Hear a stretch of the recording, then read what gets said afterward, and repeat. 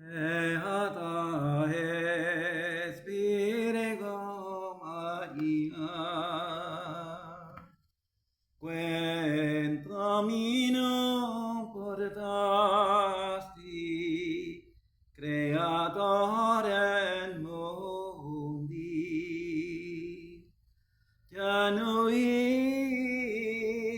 qui te feci, et in eterno permanes Virgo. Ora pro nobis Dominum Iesum Christum. Erocabe cor meum verbum bonum, dico ego per mea Dei. Beata es Virgo Maria, quem Dominum portasti, Creatorem mundi, januisti qui te feci, et in eterno permanes Virgo. Ora pro nobis Dominum Iesum Christum. In nomine Patris et Filii et Spiritus Sancti. Amen. Pater noster, qui es in celis, sanctificetur nomen tuum, adveniat regnum tuum, fiat voluntas tua sicut in cielo et in terra. Panem nostrum quotidianum da nobis hodie, et dimitte nobis debita nostra, sicut et nos dimittimo debitoribus nostris, et ne nos inducas in tentationem, sed libera nos a malo. Amen. Ave Maria, gratia plena Dominus tecum, benedicta tui mulieribus et benedictus fructus ventris tui, Iesus. Santa Maria, Mater Dei, ora pro nobis peccatoribus, nunc et in hora mortis nostre. Amen. Ave Maria, gratia plena Dominus tecum, benedicta tui mulieribus et benedictus fructus ventris tui, Iesus.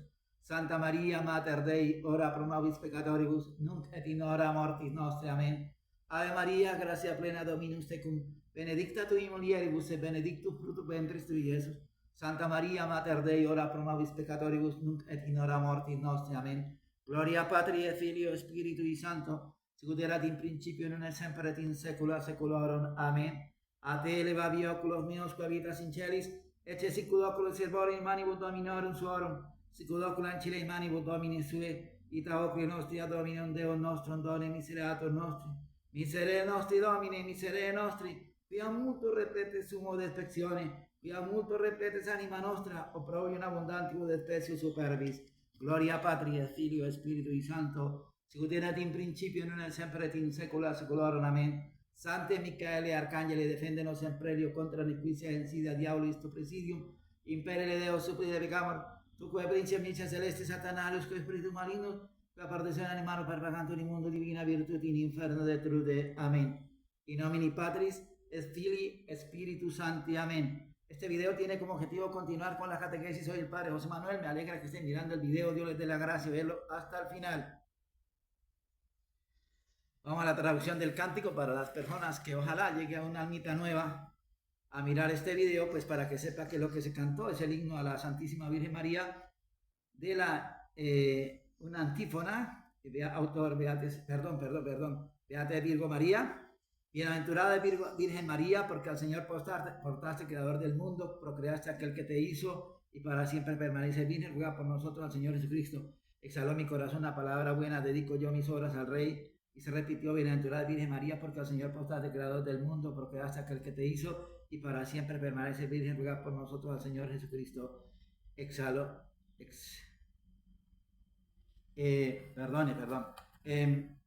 Acuérdese que la misma Santísima Virgen María pide que se le llame bienaventurada en el Magnificat, y exactamente en el capítulo 1, versículo 48 de San Lucas: Beata me dicen omne generaciones. bienaventurada me llamarán todas las generaciones. Nosotros somos pues por supuesto que la van a llamar la veneración, beata la generación de Dios, no la generación de la serpiente. Entonces por eso es que está dedicado a este canto para alabar a Nuestra Señora. Y también se rezó, que he dicho yo, el Salmo 122, que es el gemido de nuestra alma al ver nuestra madre, la iglesia, asfixiada por la serpiente, que dice: yo levanto a vos mis ojos, a vos que habitas en los cielos, como los ojos de los siervos están fijos en las manos de sus señores, como los ojos de la esclava lo están en las de su señora, así están fijos nuestros ojos en el Señor Dios nuestro, hasta que se apiade de nosotros. Piedad de nosotros, Señor, piedad de nosotros, que estamos ya muy llenos de oprobio. Nuestra alma se abrió ya con el exceso del desprecio de los ricos y de la irrisión de los soberbios. ¿Quiénes son los ricos? Los que tienen las iglesias, las catedrales, los títulos de monseñores, de su santidad, de cardenales, de religiosas, abadesas y todo, y andan estrangulando la iglesia con sus doctrinas putrefactas e inmundas. Esos son los ricos y los soberbios, que en lugar de someterse a lo que la iglesia enseñó durante 2000 años, cogieron la religión como cuando se coge un trapo viejo y empezaron a tirar cada uno por un lado y hacer lo que les da la gana. Vamos entonces a continuar con la catequesis, el tratado del Padre Faría. Ya estamos, acuérdense que vimos ya la parte del dogma y la moral, y estamos desarrollando el culto, que es la tercera parte. Son los tres componentes del estudio fundamentado de la doctrina. El segundo tratado sobre el culto es la perfección cristiana. Dice así: naturaleza, falso y verdadero concepto de la perfección. Es muy común un falso concepto de la perfección. Los mundanos la consideran ora como una hipocresía, ora como una necedad propia de tontos, ya como exaltación enfermiza de la imaginación, ya en fin como utopía irrealizable. Las personas piadosas la hacen consistir unas en austeridades, otras en rezos y obras exteriores, o en consuelos espirituales, confundiendo la santidad con ciertos medios que bien usados pueden conducir a ella, o con ciertos efectos suyos. La verdadera perfección cristiana consiste en llevar la vida cristiana a su perfecto desarrollo, o sea, a la caridad perfecta, por medio del renunciamiento a cuanto le sea obstáculo y la práctica de las virtudes cristianas.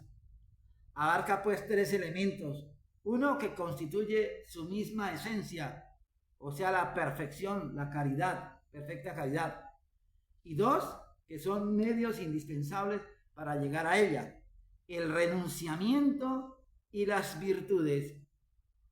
De estos medios, el primero es negativo, o sea, la renuncia a lo que puede ser obstáculo.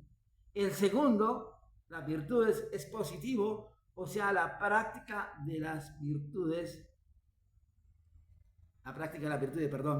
esencia de la perfección. La esencia de la perfección cristiana consiste en la perfecta caridad, o en el cabal cumplimiento del mandato de Cristo: amarás al Señor tu Dios con todo tu corazón, con toda tu fuerza, con toda tu mente. Mateo 22, 37.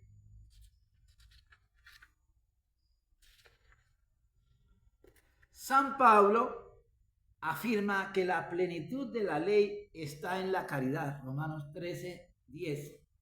Esto es, que la perfección está en la caridad.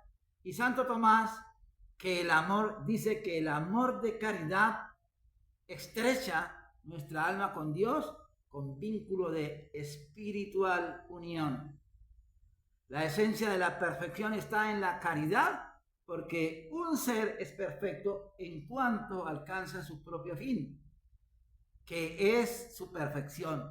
El cristiano pues será perfecto en cuanto se une a Dios, su último fin, y nada une tanto como la caridad o el amor a Dios.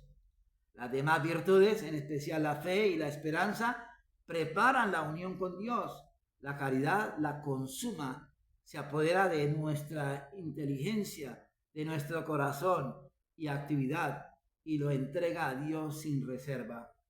Medios, renunciamiento, virtudes.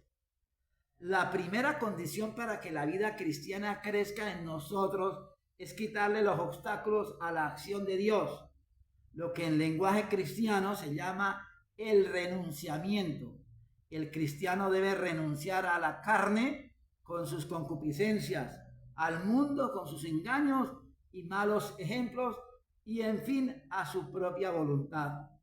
San Pablo llama la lucha contra nuestras malas inclinaciones el despojarse del hombre viejo, esto es, del hombre carnal, para revestirse de hombre nuevo, cuyo modelo es Cristo. Éfeso 4:22. Las virtudes también son indispensables para la perfección. Las adquiridas, porque son hábitos formados en la lucha contra nuestras malas inclinaciones que nos facilitan la práctica del bien. Las infusas, porque vienen a ser las facultades mediante las cuales nuestra alma obra en el orden sobrenatural. Advirtamos que la caridad no solo es la esencia de la perfección, sino también medio indispensable de alcanzarla. En efecto, amando a Dios y amándolo más cada día es como se llega al amor pleno y perfección, en el cual consiste la verdadera perfección. En la vida espiritual deben juntarse el amor y la lucha contra las malas inclinaciones. En efecto, si por insistir en el amor descuidas la lucha, nuestras pasiones quedan mal mortificadas, lo que trae funestas consecuencias. Y si insiste en la lucha sin atender al amor, el alma se desalienta, porque solo el amor de Dios suaviza el esfuerzo y nos sostiene en él. La perfección cristiana aumenta en la medida de la generosidad con que luchamos, del amor que tengamos a Dios y la pureza de intención con que le ofrezcamos nuestras obras. Así dice la imitación. Estas dos palabras que debemos meditar. Tanto aprovecharás cuanto violencia te hicieres a ti mismo. Más que la obra, estima a Dios el amor con que se hace. Y Santo Tomás anota que el amor tiene no solo fuerza unitiva, sino también operativa. Nos une a Dios y nos mueve a obrar. El objeto de la perfección, preceptos y consejos. Los consejos evangélicos son ciertas advertencias hechas por Cristo de mayor perfección que los mandamientos. Los principales son la pobreza voluntaria, la castidad perpetua y la obediencia perfecta, opuestos a las tres concupiscencias de nuestra naturaleza, a la avaricia, a la lujuria y a la soberbia. La perfección consiste esencialmente en la práctica de los mandamientos, pero los consejos son medios necesarios para el estado de cada cual. Los religiosos están obligados estrictamente a su cumplimiento, ya que en los tres votos fundamentales de la vida religiosa se encuentran. Los que viven en el mundo, o sea, los religiosos, ustedes saben que tenemos que vivir sobre un diseño de los votos religiosos, que es la pobreza, la castidad y la obediencia. Los que viven en el mundo, si quieren adelantar en la perfección, es necesario que los observen según su condición, la inspiración de la gracia y los consejos de un sabio director. Así practicarán el espíritu de pobreza, privándose de cosas inútiles o no del todo necesarias, para poder socorrer más abundantemente a los pobres. Si son solteros, guardarán la perfecta castidad, y si casados, aún dentro del matrimonio, se mortificarán en lo lícito. Practicarán la obediencia, sometiéndose con docilidad a los superiores y a la guarda de un reglamento de vida. Circunstancias de la perfección cristiana, el modelo. El modelo acabado de la perfección cristiana es Jesucristo, que aún como hombre se nos presenta como varón de eminentísima santidad y nos ofrece el mismo como dechado. En especial en su vida oculta nos da ejemplo de humildad, de obediencia y recogimiento, y en la pública de celo por Dios, mansedumbre hacia los pecadores y bondad para con todos. Todo cristiano debe estudiar e imitar a su divino modelo. Quien me sigue no anda en tinieblas, dice el mismo Salvador, Juan 8:12.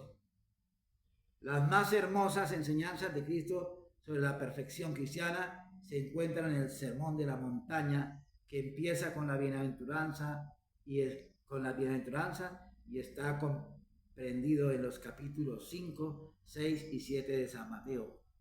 Grados en la perfección.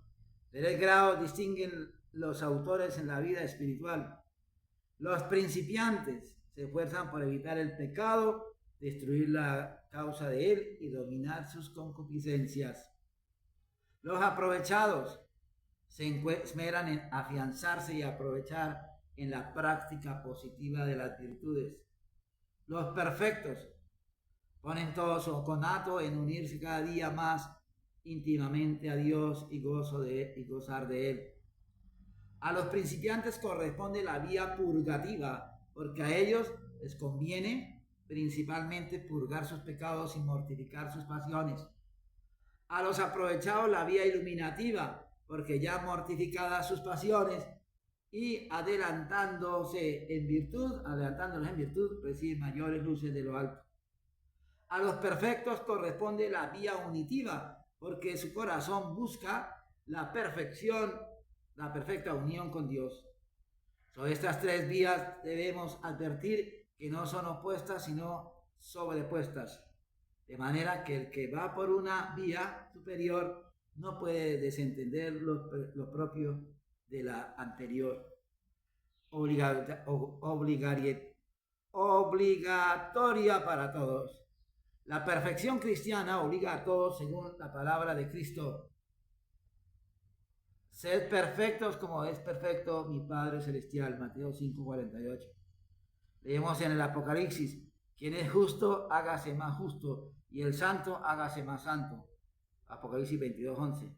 Y en San Pablo: Dios nos ha elegido desde antes de la creación del mundo para que seamos santos y sin mancha ante su presencia. Efesios 1:4.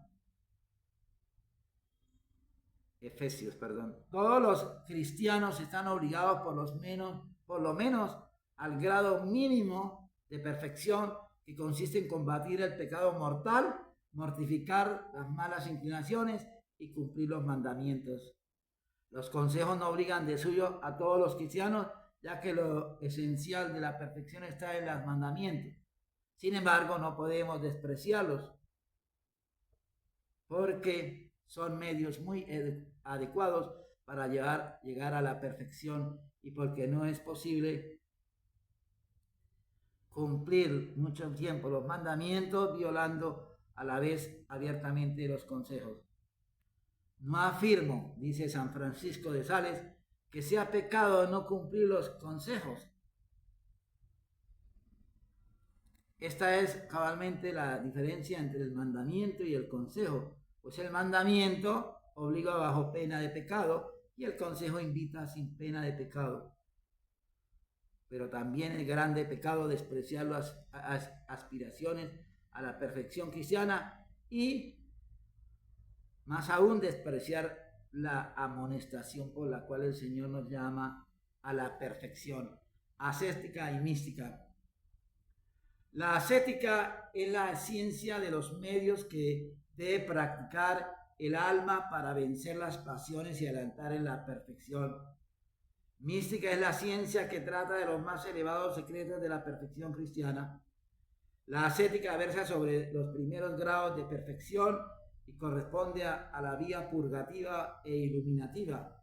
La mística corresponde a la vía unitiva y trata los secretos que pasan en lo íntimo de un alma que, desprendida por completo de lo terreno, es conducida al más alto grado de unión con Dios, quien se complace en abrir en ella a obrar en ella asombrosos prodigios.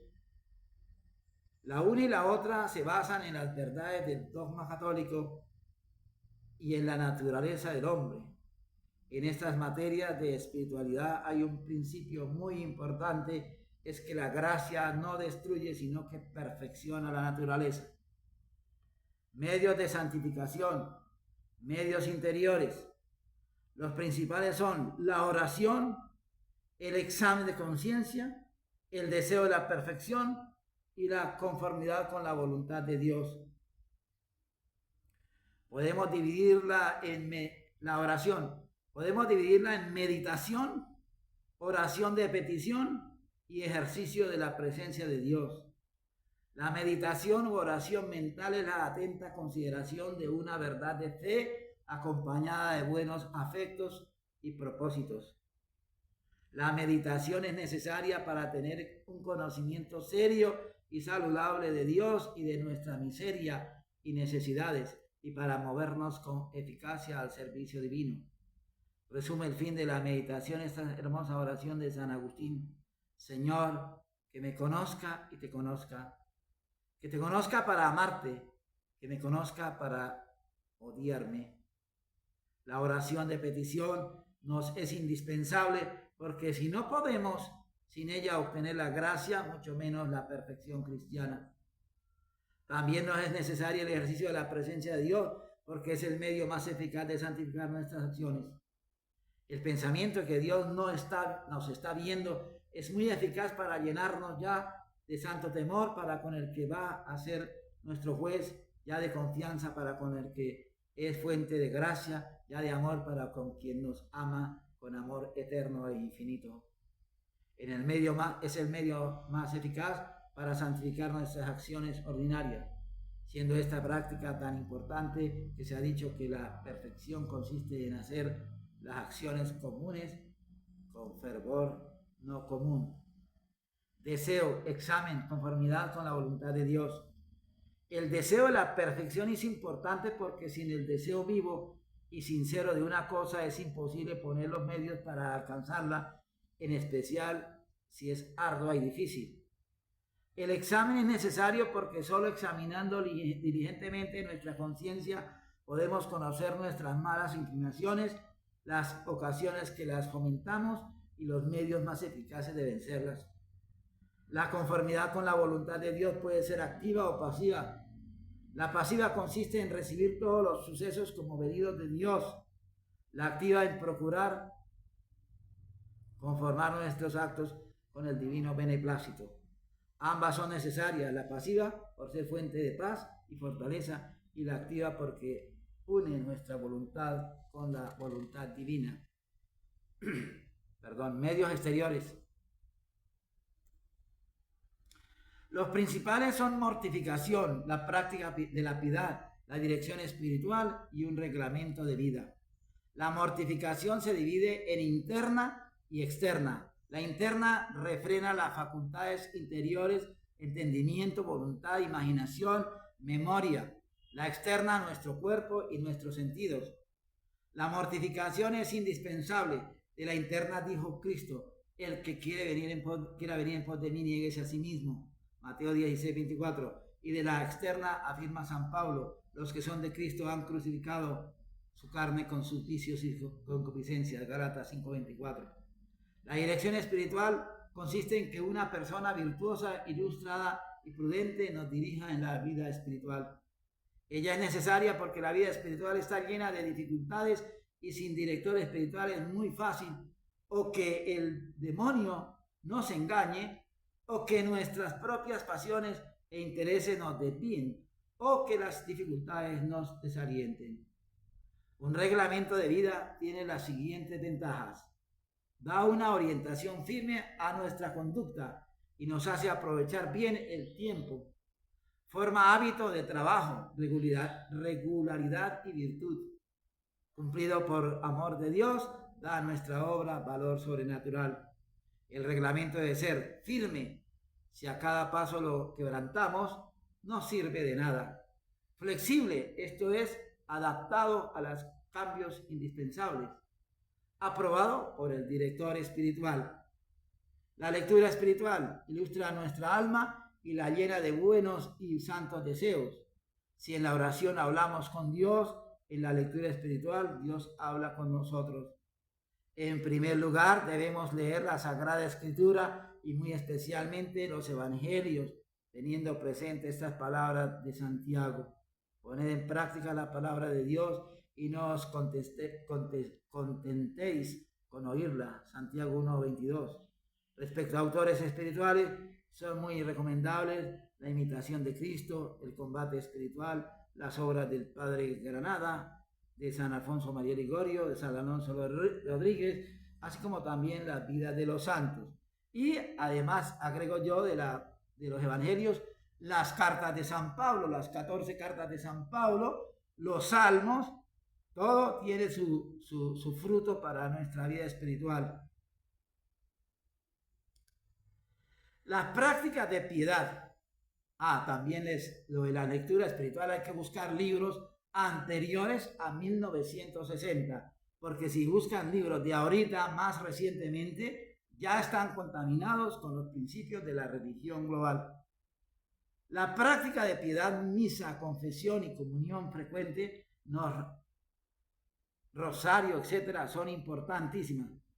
Aquí hay que distinguir, aquí el Padre dice que las prácticas de piedad, la misa no es ninguna práctica de piedad, ni la confesión ni la comunión no son prácticas de piedad, son prácticas de vida espiritual que sin esa no hay vida espiritual.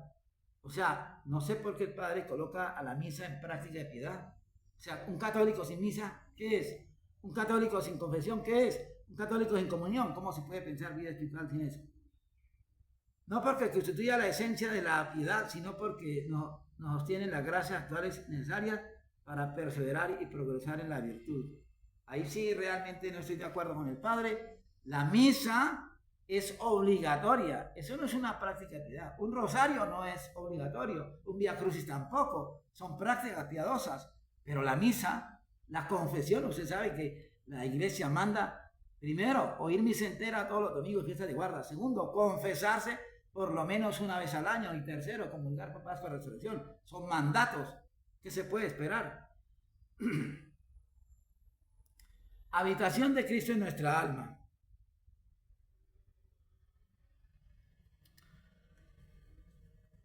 Por la gracia, Dios viene a habitar en nosotros. Cualquiera que me ama, declara Cristo, observará mi doctrina y mi Padre le amará y vendremos a él y estableceremos en nuestra morada. Juan 14:23. Cristo nos enseña la necesidad de que Dios more en nosotros con la comparación de la vid y los sarmientos. Dice, como el sarmiento no puede producir frutos si no está unido a la vid, así tampoco vosotros, si no estáis unidos a mí. El que no permanece en mí será echado fuera como sarmiento inútil. Juan 15:4. Doctrina del cuerpo místico. A su vez, San Pablo, para explicar la doctrina de nuestra unión con Dios, se vale de la semejanza del cuerpo humano. En este hay cabeza, miembros, y los miembros reciben vida de la cabeza. Así los cristianos formamos un cuerpo místico con Cristo. Cristo es la cabeza, nosotros los miembros. Y como los miembros no pueden tener vida separada de la cabeza, así tampoco nosotros separados de Cristo. Efesios 4:4. Efesios. Y 1 Corintios 12, 15, 16. Romanos 12, 5, 6. La doctrina de que Cristo vive en nosotros y de que formamos un solo cuerpo con Él es importantísima ya para nuestra santificación personal, ya para santificar las relaciones con el prójimo. Pero esto sí estamos en gracia de Dios, porque si estamos en pecado, pues lo que nosotros somos, el que está viviendo en nuestra alma es el diablo, los diablos, mejor dicho.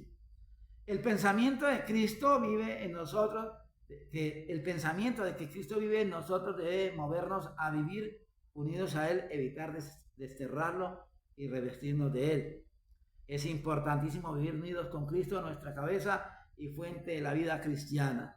Si no conseguimos vivir unidos a Cristo, nuestra vida cristiana es de pura apariencia y engaño. Esta unión con Cristo debe ser de pensamiento, pensando muy frecuentemente en Él y juzgando de las cosas como Cristo juzgaba. Ahí cabe lo que les he enseñado, el decirle al Señor muy a menudo: te amo, Jesús, te necesito, ten piedad de mí. De voluntad y amor, buscando en todo que hagamos su gusto y beneplácito. Debemos evitar con esmero lo que puede expulsar a Cristo de nuestra alma, a saber, el pecado mortal que nos aparta de Él como sarmientos inútiles, y el venial que lo contrista y conduce al pecado mortal. O sea, que pone triste a Cristo y nos lleva al pecado mortal a nosotros. Debemos revestirnos de Cristo, frase empleada por San Pablo para denotar, como explica el mismo apóstol, que hemos de sentir y obrar de acuerdo con los sentimientos que animaban a Cristo. Filipenses 2:5. El buen cristiano debe, en alegría y en la tristeza, en el trabajo y en el descanso, en la virtud y en la salud y en la enfermedad, en la tranquilidad y en la tentación, estar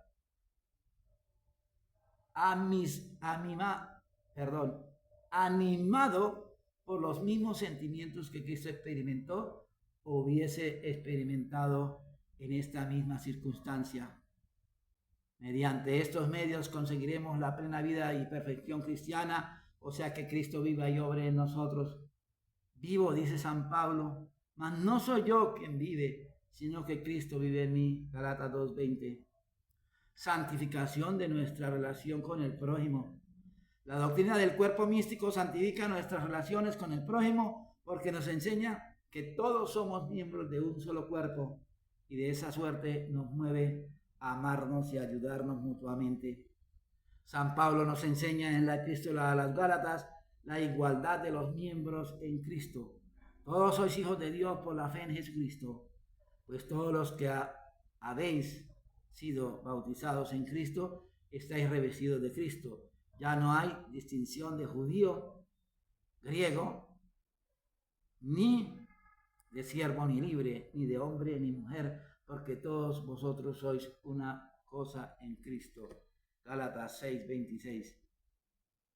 Esto quiere decir, no es que vayamos a formar una sola cosa con Dios porque caemos en el panteísmo, sino que mantenemos cada uno nuestro valor sobrenatural ante y de acuerdo a la caridad.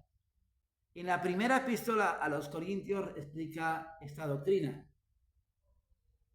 Primera Corintios 12:12. Así como el cuerpo humano es uno y tiene muchos miembros, así también el cuerpo místico de Cristo. No puede el ojo decir a la mano: no he menester tu ayuda, ni la cabeza a los pies: no me sois necesarios, sino que Dios ha dispuesto de tal manera el cuerpo humano que no haya división entre él, antes por el contrario, tenga cuidado y solicitud unos por otros, por donde si uno miembro sufre, todos los otros sufren y se compadecen de él. Y un miembro es honrado, todos se gozan de él. Como consecuencia, debemos tener cuidado y solicitud unos de otros como miembros de un mismo cuerpo, evitando las disensiones, ayudando a nuestro prójimo y participando de sus dolores y alegrías, y pidiendo unos por otros. Con eso terminamos el tratado segundo del culto, y si Dios nos da vida, seguiremos con el tratado tercero de los sacramentos. Espero que esta catequesis les sirva a ustedes. A mí me sirve, yo la escucho varias veces porque me hace, primero, recordar, y segundo, pues también esclarecer algunos criterios. Espero que a ustedes les sirva también. Y bueno, ojalá que tuvieran la caridad de compartir los videos con otras personas. Mire que la vista del pasado, el tratado sobre la gracia, pues siempre lo han visto más de 200 personas. Eso es bueno. Esperemos que este también, porque realmente eso lo alienta a uno a seguir trabajando. Adiutorio nostro in nomine Domini, qui feci celum et terram, Domino vobiscum et con Spiritu tuo, in il camo Domino Deo gratias. Benedicat vos omnipotens Deus Pater, et Filius et Spiritus Sanctus. Amén. Que en todo Dios sea glorificado.